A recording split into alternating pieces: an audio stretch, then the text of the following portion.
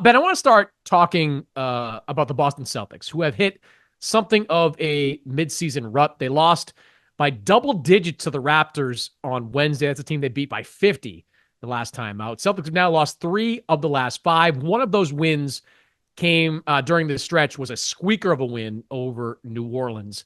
Um, are you concerned at all by what you're seeing from Boston? Yes, I am. And I've heard a lot of people say, oh, I'm not worried. I'm not worried. You should be worried. I mean, we know that this championship hangover thing is a real thing. That's why the phrase championship hangover exists. They were so dominant. Everything looked so easy last year, and it just hasn't looked that easy consistently this year. There's been some high moments where they're just running teams off the court. Don't get me wrong, but this has gone on long enough where I'm starting to be concerned. Number one, the health issues have mounted. None of them have been huge, but they've just kind of been here or there, missing some key guys from the lineups. The other thing that I wonder about too is they play so formulaically, and it's for better and worse, right? Like that's one of their strengths, but it's also potentially it could be their undoing when you're that reliant upon the 3-point shot with your offense. You live and die by the three. Is it harder to get up night after night to play a formulaic style? That's what I'm wondering, because I can understand over the course of an 82 game season, the games don't really matter. You pretty much know who you have to go through too, right? Like it's going to come down to them or Cleveland. Maybe Milwaukee and New York could factor in a little bit, but that's going to be who is waiting there come April. Is it harder to get through these January games on the road against these bad teams when your style is so formulaic, when it's just kind of the same thing night after night after night? Just something I wonder about. Um, those people you talk about that aren't worried about Boston, I am one of them. I am, Really? I can't get worried about, a tough few weeks or however long it's been in December, January. I can't do it. I just can't. So they can Yeah. flip the switch back on in your mind. Yeah. I mean, look, if we were having the same conversation in early March, I'd probably have a different opinion. But because we're in that, the literal dog day part of the schedule, right? The tough part of the schedule when, look, it's cold in Boston, it's colder in a place like Toronto. It's tough to get motivated for some of these games. They played New Orleans and the Pelicans have a shitty record. Like look, it's not. It needs to be fixed, no question about that. And there are things like to be concerned about. The 3-point shooting has been off. The defense has been sloppy. I look at some of Drew Holiday's numbers. I don't like him. I look at some of Derek White's recent numbers. I don't like him. Uh, there are reasons to be concerned, but every team that has won has gone through something like this. You go back to some of those Warriors years. They went Yeah. through some early funks. I mean, how many regular seasons during LeBron's second tour of duty with Cleveland did they just sleepwalk through? And granted, Yeah. it's LeBron and he's the ultimate switch flipper. But didn't they make one run to the finals as like the 5 seed or 4 seed? I mean, like Yeah. this. No, I'm not trying to put the Celtics in that category because they've only won one championship and they don't have a LeBron James. But last year's championship was like the culmination of a 6-year battle to get to that spot. All those conference finals, the trip to the NBA finals in 2022, the ups and downs, the trade room, everything that went on, and they finally reached the mountaintop. I'm going to give them a little attitude here. I'm going to say, you know what? If you're just kind of stinking out the joint against Toronto and New Orleans and some of these other teams in December, January, I'm going to choose not to care. I'm going to choose not to to feel a certain type of way about this. If after the All-Star break we're seeing the same things, then yeah, I'll have more concern. But right now, if we're doing the concernometer, 1 being not at all, 10 being set the red alert, I'm at like a 1.5 right now, Ben. I got to tell you. well, that's good. They need that. I'm not saying I'm at 10. I might be at like a 5 or a 6. They were so dominant in last year's playoffs. That's the question to me because everything broke right for them. So many injuries to opposing players. The matchups were super favorable. Did they ever really get tested in the playoffs? I mean, I don't know. You could argue, I guess at times, Dallas, made it a little interesting, but not really. I mean, that was one of the easiest postseason runs we've ever seen. So that makes me wonder, well, how are they going to respond if there is some adversity? And this isn't crazy adversity, but this is something that they need to pull through.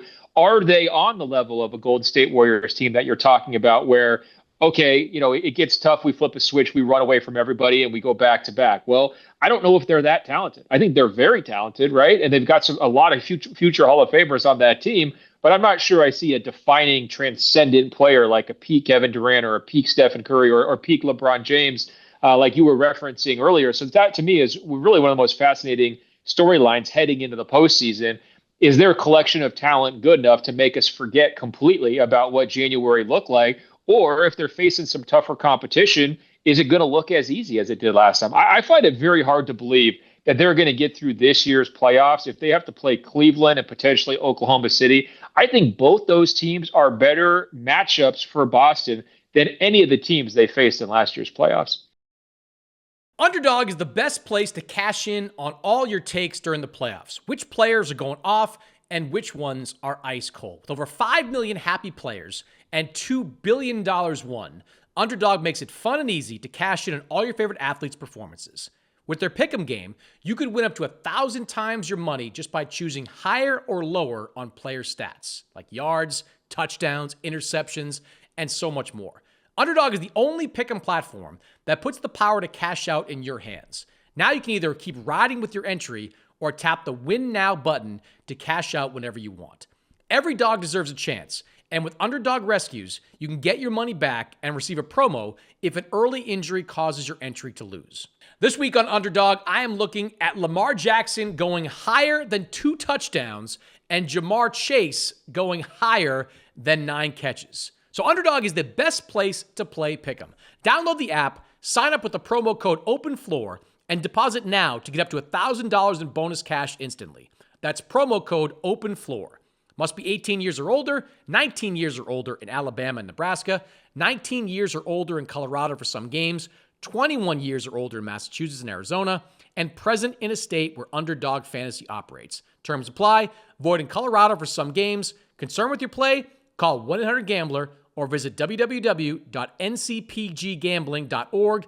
In Arizona, call 1-800-NEXT-STEP or text NEXT STEP to 53342. In New York, call the 24/7 Hope line 1-877-8-HOPE-NY or text HOPE-NY 467-369.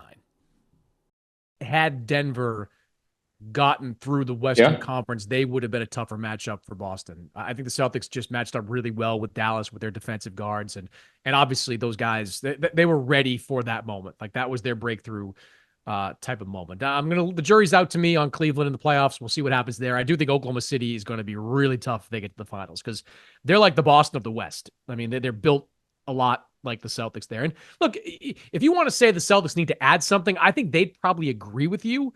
I mean, what would you add?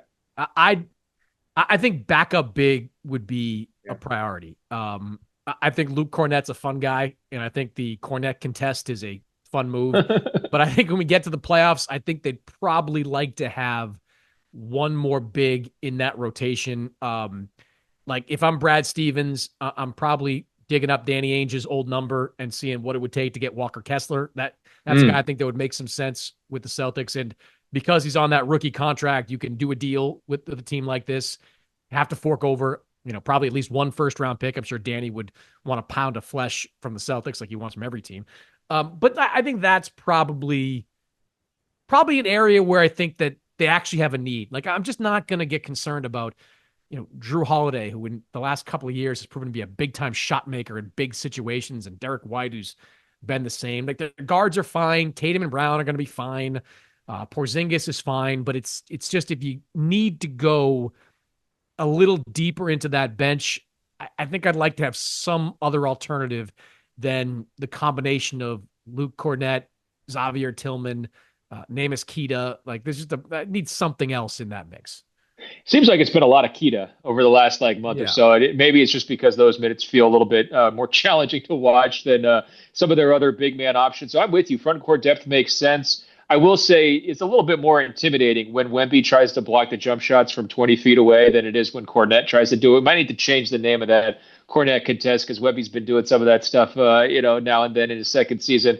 But in terms of, their front court depth issues, though, they were able to get by without Porzingis, I think, in the finals because the matchup was so favorable, right? Like there are other matchups where I think that could have been exploited potentially And if I'm Boston, I definitely want to have Porzingis healthy 100% if you have to go against Milwaukee, for example, right?